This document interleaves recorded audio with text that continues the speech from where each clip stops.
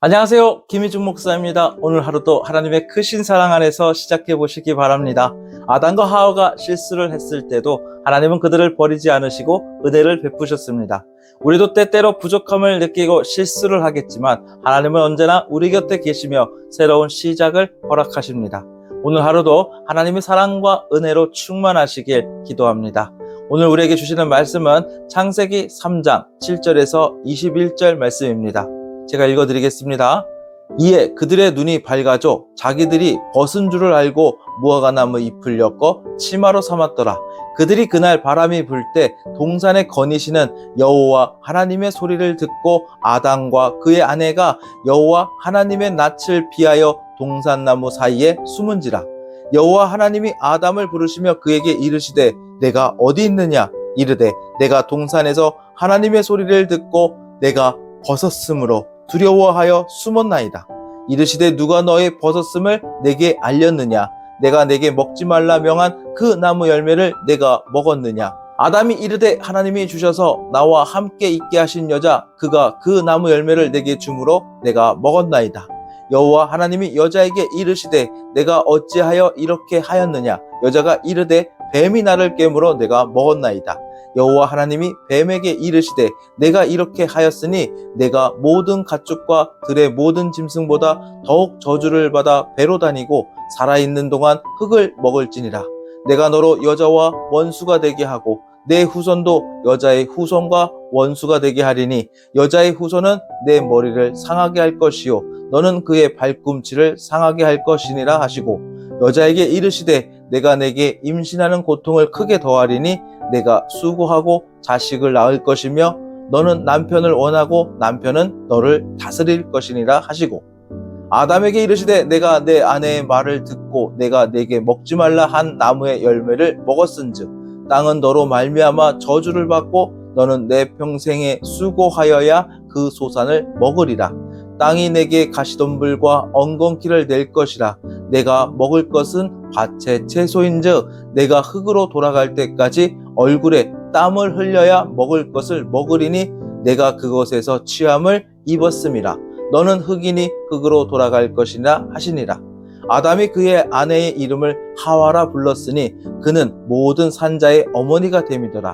여호와 하나님이 아담과 그의 아내를 위하여 가죽옷을 지어 입히시니라.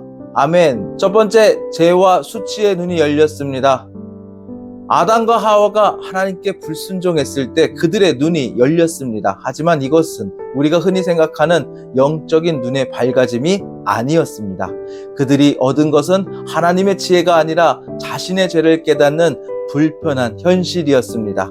눈이 밝아졌다라는 표현은 그들이 이제 죄책감과 수치심을 느끼기 시작했다는 것입니다.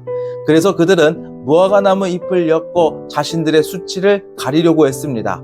죄의 본질은 무엇일까요? 죄는 하나님과의 관계를 단절시키고 우리의 마음속에 수치와 두려움을 불러일으킵니다. 죄를 지은 순간부터 아담과 하와는 자신들이 벗은 것을 깨달았고 이 수치심을 덮기 위해 자신들의 방법을 시도했습니다. 이는 마치 우리가 잘못을 저질렀을 때 그것을 숨기고자 하는 우리들의 본능적인 반응과도 같습니다. 무화과 나무 잎을 엮어 치마를 삼았다는 것은 인간이 스스로 죄를 가리려는 시도를 했다는 것입니다. 하지만 이것은 근본적인 해결책이 될 수 없습니다. 죄는 단순히 가리는 것이 아니라 하나님 앞에서 고백하고 용서를 받아야만 해결할 수 있는 문제입니다. 아담과 하와는 자신들의 수치심을 무화과 나무 잎으로 가리려 했지만 그들의 내면 깊은 곳에 있는 죄의 문제를 해결하지 못했습니다. 오늘날도 우리는 자신의 잘못을 인정하지 않고 감추려고만 할 때 진정한 회복을 경험할 수 없습니다. 우리도 삶 속에서 죄를 지었을 때 그것을 감추려는 다양한 방법을 시도합니다. 거짓말로 덮으려 하거나 상황을 모면하려고 하기도 합니다. 우리가 잘못한 일이 있으면 때로는 그 잘못을 부인하거나 변명하려 합니다. 죄책감을 느끼지 않으려고 일을 더 많이 하거나 다른 일에 몰두해서 죄를 잊으려 하는 경우도 있습니다. 그러나 이 모든 시도는 결국 무화과 나무 잎을 엮은 것과 다름없습니다. 죄를 숨기려는 시도는 오히려 더 큰 고통을 가져오고 하나님과 관계를 더욱 멀어지게 할 뿐입니다. 하나님께서는 우리가 죄를 숨기기보다는 그 죄를 고백하고 회개하기를 원하십니다.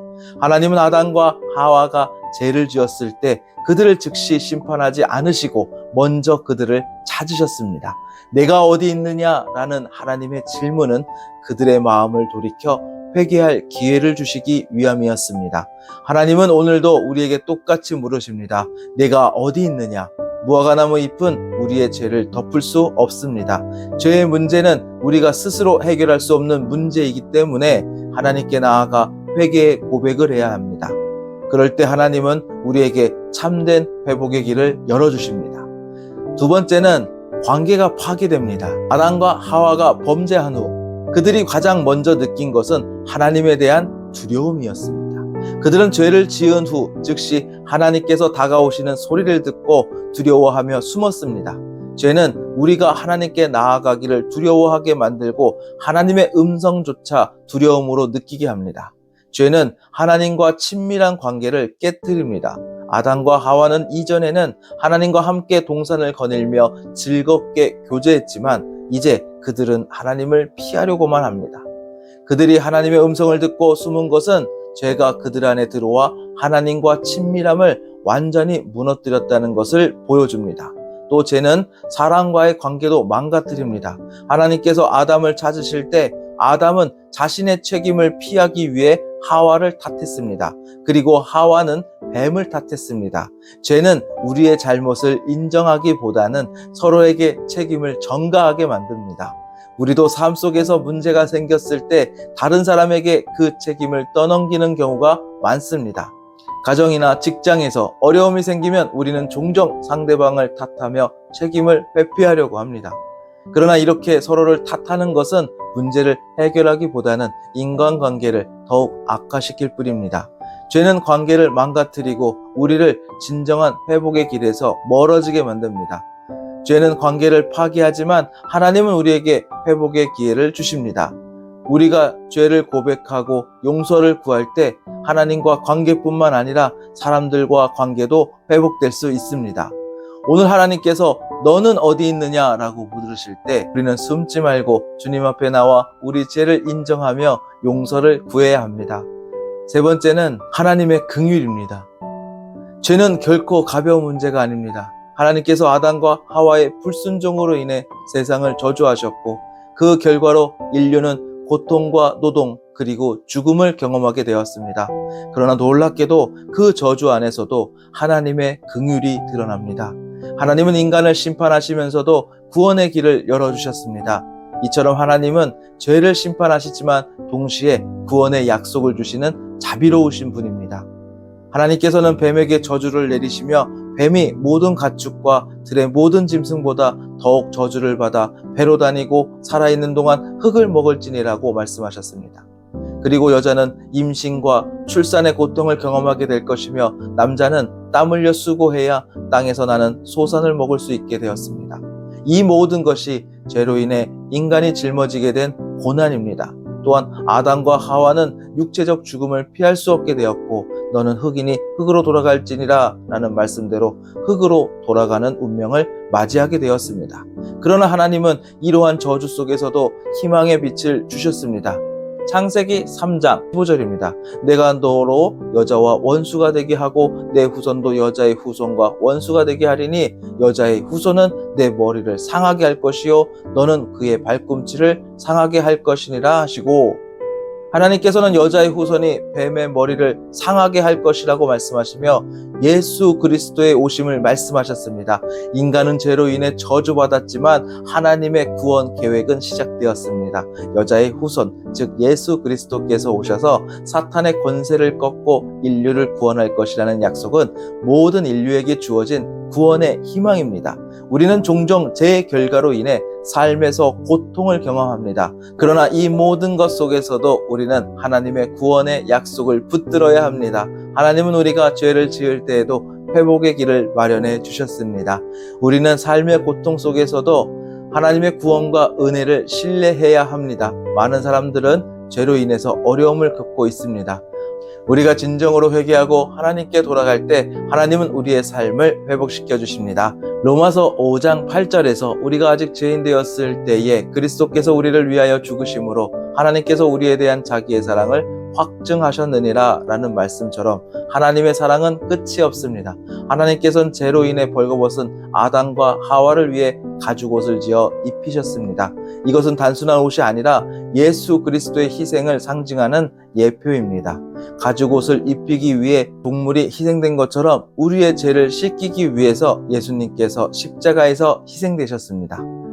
네 번째는 타락 이후의 희망입니다. 죄와 저주에도 불구하고 하나님께서 인류에게 소망을 주셨습니다.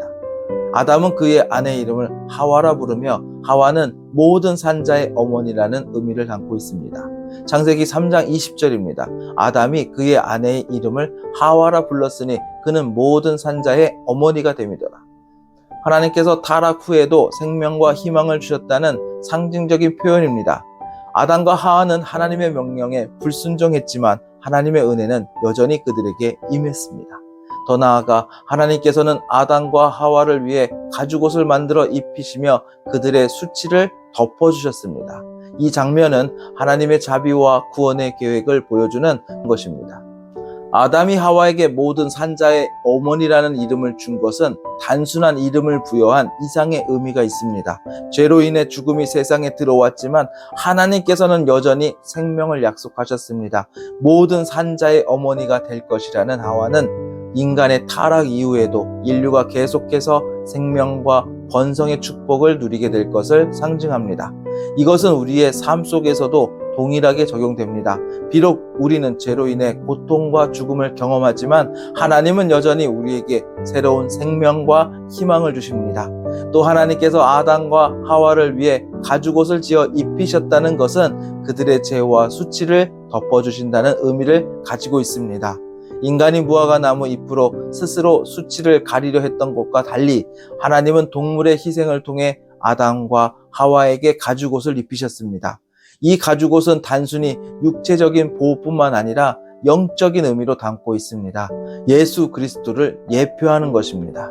우리의 삶에서도 우리는 종종 스스로의 힘으로 죄를 덮으려 합니다. 하지만 우리를 진정으로 덮어줄 수 있는 것은 오직 하나님의 은혜와 예수 그리스도밖에 없습니다. 우리가 아무리 우리의 죄를 감추려고 해도 하나님께서는 우리의 부족함을 아시고 그리스도를 통해 우리의 죄를 덮어주십니다. 이 은혜는 우리가 노력해서 얻은 것이 아니라 하나님께서 주시는 선물입니다. 아담과 하와에게도 새로운 희망이 있었듯이 우리에게도 언제나 새로운 기회가 열려 있습니다. 오늘 하루 지난 실수나 잘못에 매이지 말고 하나님께서 주신 새로운 생명과 은혜를 누리며 걸어가길 바랍니다. 회복의 하나님은 언제나 여러분의 곁에서 여러분을 이끌고 계십니다. 하나님 안에서 새로운 출발을 다짐하며 오늘 하루도 힘차게 살아가시길 바랍니다. 여러분의 믿음과 용기를 응원합니다. 기도드리겠습니다. 사랑과 은혜가 풍성하신 하나님 아버지, 오늘도 주님의 말씀을 통하여 우리의 삶을 돌아보게 하시니 감사드립니다. 우리가 때로는 죄로 인해 하나님께 숨고자 했던 순간들을 회개합니다. 죄책감과 두려움 속에서 주님을 피하려 했던 우리의 연약함을 용서하여 주옵소서. 주님, 우리는 죄로 인해 관계가 틀어질 때마다 서로를 탓하며 책임을 전가했던 순간들을 돌아봅니다. 우리의 연약한 마음을 치유하시고 하나님과의 관계뿐만 아니라 사람들과의 관계도 회복시켜 주시옵소서. 우리의 모든 죄를 씻기 위해 희생하신 하나님의 은혜를 깊이 깨닫고 그 사랑 안에서 새로운 생명과 소망을 누리며 살아갈 수 있도록 도와주시옵소서. 예수님의 이름으로 기도드립니다. 아멘.